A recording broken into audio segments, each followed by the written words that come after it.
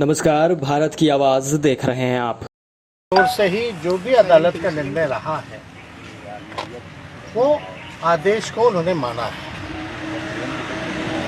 अब बात रही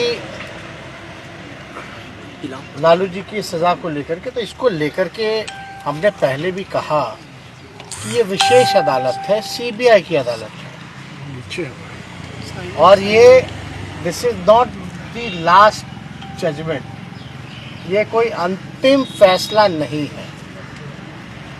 इसके ऊपर जो जुडिशियल स्ट्रक्चर जो होता है, हाई कोर्ट होता है, सुप्रीम कोर्ट होता है। हम लोग लगातार इस बात को हम लोगों ने हाई कोर्ट में भी चैलेंज किया है और मुझे पूर्ण विश्वास है कि निचली अदालत का जो फैसला है हाई कोर्ट में बदल जाएगा। लालू जी के पक्ष में ये फैसला आएगा।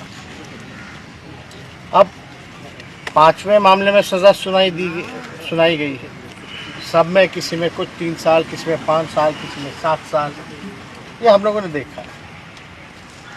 लेकिन सीबीआई या ईडी या इनकम टैक्स जो इंस्टीट्यूशन हैं,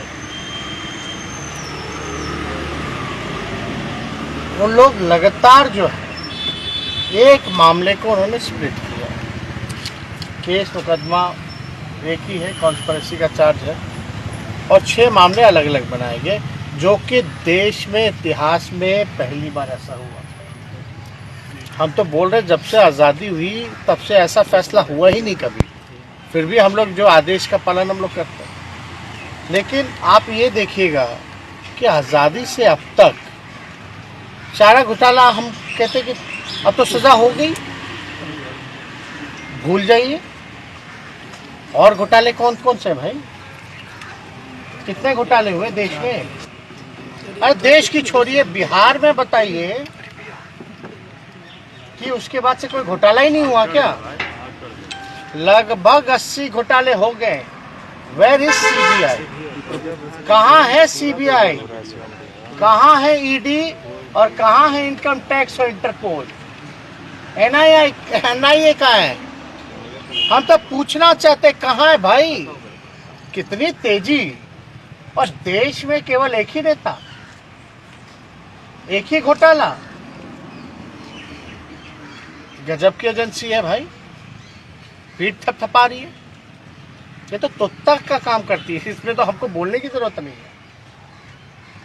लालू जी थोड़े से क्या सक्रिय हुए बेचारे। आप सब लोग जान रहे हैं कि तबीयत उनकी खराब थी, है भी। वो तो राष्ट्रीय अधिवेशन था तो उसमें उनको रहना ही था। थोड़ी सी क्या सक्रियता हुई।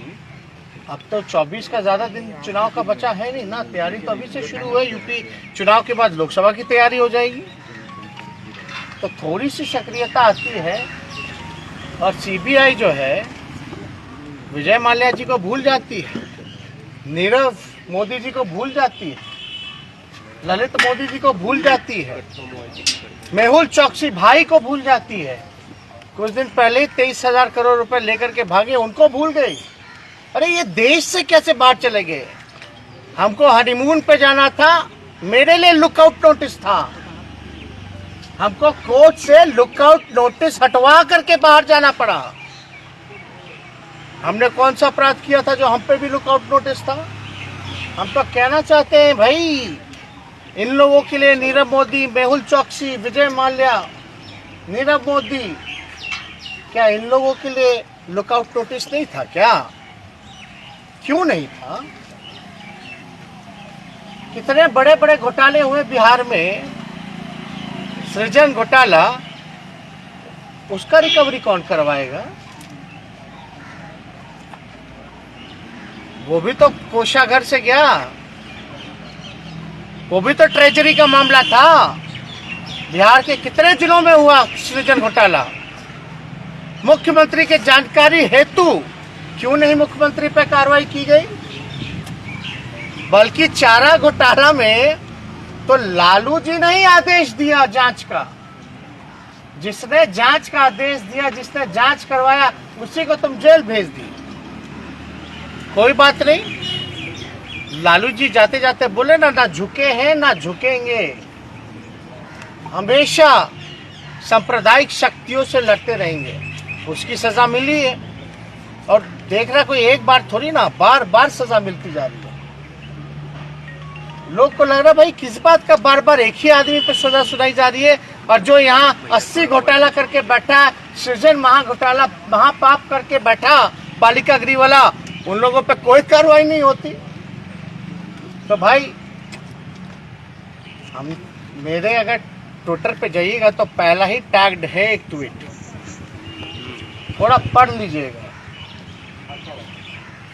आज भाजपा के खिलाफ, सांप्रदायिक शक्तियों के खिलाफ देश में कोई नेता नहीं बोलता है जहां लालू जी बोल रहे हैं, लड़ रहे हैं। अगर बीजेपी से हाथ मिला लेते लालू जी तो शायद राजा हरिश्चंद्र कहलाते। आज भाजपा और आरएसएस इन लोगों से लड़ाई लड़ रहे हैं तो भाई सजा काट रहे हैं। तो लालू जी डरने वाले हैं क्या, या हम लोग को डरने वाले हैं क्या? लालू जी का साथ जो हो रहा है देश की जनता और बिहार की जनता देख रही है। लालू जी के साथ जो हो रहा है वो यूपी में भी, यूपी की जनता जो है बीजेपी पर वार करने का काम करेगी, वोट का चोट देने का काम करेगी। लोग को लगता है कि लालू जी को जेल भेज देने से लालू जी कमजोर हो जाएंगे, पार्टी नस्तानाबूद हो जाएगी। बिहार की सबसे बड़ी पार्टी निकल के आई, आरजेडी सरकार बना चुके थे महागठबंधन। ये तो कुछ बेईमानी कर करके लोग आ गए थे, तो लालू जी तो और मजबूत हुए, पार्टी मजबूत हुई। और लालू जी का एक एक सिपाही आने वाले समय में बीजेपी और आरएसएस को बिहार की धरती से और नीतीश कुमार जी जैसे बेईमान नेता को खत्म करके, खत्म मतलब पॉलिटिकली खत्म करके ही सांस लेकर के जो है वो काम करेगा। ये चुनौती है जो देश के लिए, जिन लोग बर्बाद कर रहे हैं, जो देश के युवाओं को बर्बाद कर रहे हैं, देश के संपत्तियों को बेचा जा रहा है। तो सीबीआई, ईडी, इनकम टैक्स नहीं है, रेल बेच दिया, सेल बेच दिया, एयर इंडिया बेच दिया, LIC बेच दिया, इंडियन ऑयल, भारत पेट्रोलियम सब बेच दिया, लेकिन चार्जशीट हम लोगों पर। किस शर्त पे बेचा, क्या बेचा, और खरीदार 2-4 ही लोग पूरे देश भर में देश के संपत्तियों को खरीद रहे हैं। ये है क्या न्याय? कहाँ है जांच एजेंसियां? हम तो चुनौती देते हैं, थोड़ा जांच करके बताएं। अरे सीबीआई प्रकोष्ठ है भाई भाजपा का, लेकिन जिस दिशा में ये जांच एजेंसियां काम कर रही हैं, ये आने वाले समय में देश के लिए खतरा है। इसलिए हम कह रहे हैं कि कोई पॉलिटिकल पार्टी का प्रकोष्ठ होकर के अगर कोई काम करेगा, ये इंस्टीट्यूशन सदैव रहेगी, लेकिन सत्ता में रहने वाले लोग हमेशा बदले जाएंगे, कोई परमानेंट नहीं।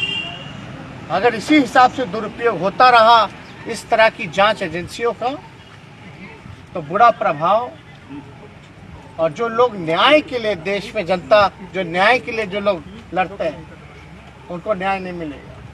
ये देश के लिए बहुत बड़ा खतरा है। और हमने पूर्व में भी कहा, आज सर्वे करवा लो, आप लोग सर्वे करवा लीजिए। देश के जेलों में सबसे ज्यादा गरीब लोग जेल में बंद हैं, गरीब। और लालू जी गरीबों के नेता है। और कोई जेल नहीं जाएगा, सबको अक्यूटल हो जाएगा, सबको जो है छोड़ दिया जाएगा।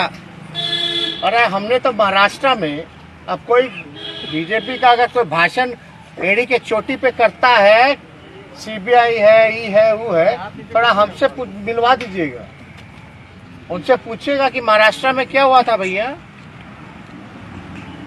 जो डिप्टी चीफ मिनिस्टर है पवार साहब, जब बीजेपी जब गए डिप्टी सीएम बनाएगा तो सीबीआई ने सारे केस वापस कर दिए। याद कीजिएगा वाक्य, सारे केस वापस कर दिए।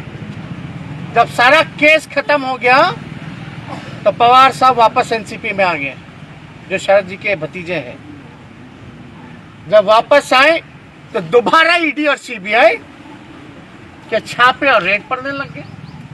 यही है जांच एजेंसियां क्या? ये तो जीता जाता उदाहरण है, और हमको कैसे सैकड़ों उदाहरण मिलेंगे इस पे हम नहीं कहना, लेकिन ऐसी संस्थानों का दुरुपयोग किया जा रहा है। नीतीश कुमार कह रहे थे कि जो लोग शिकायत करता थे, जो लोग पिटीटर थे, आप तो वही है ना, उनसे क्यों नहीं पूछते? क्या चीज? आप लोगों ने शिकायत किया अगर लालू यादव के खिलाफ, वो लोग आपके साथ कौन? नीतीश जी बता रहे हैं। नीतीश जी थोड़ा सृजन के बारे में बताइए।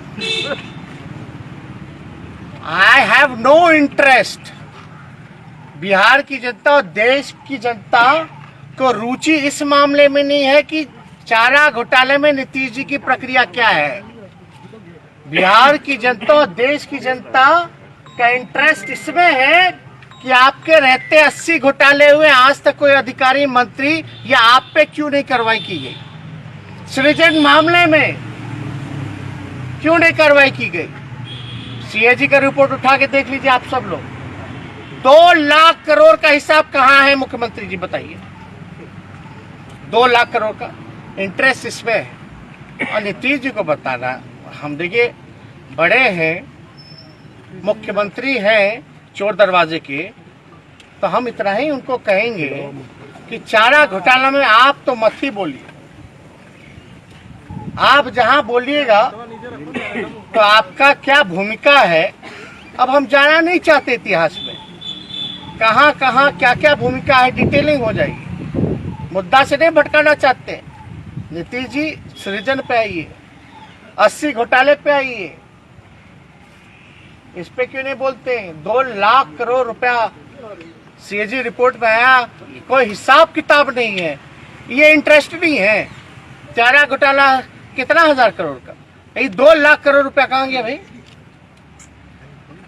और चारा घोटाला में बताइए कि लालू जी ने ही आदेश दिया था कि नहीं दिया था? दिया था कि नहीं दिया था? जांच का तो जो दोषी है वो जांच करवाएगा, वो भी सीबीआई से। ये सब लोग जानते हैं। उस दौर में जनता दल का दौर था, और जनता दल में उस दौर में क्या क्या चल रहा था वो सबको पता है, कितने खेमे थे। फिर बीजेपी 1 साल बाद आ गई, फिर दुरुपयोग शुरू हो गया।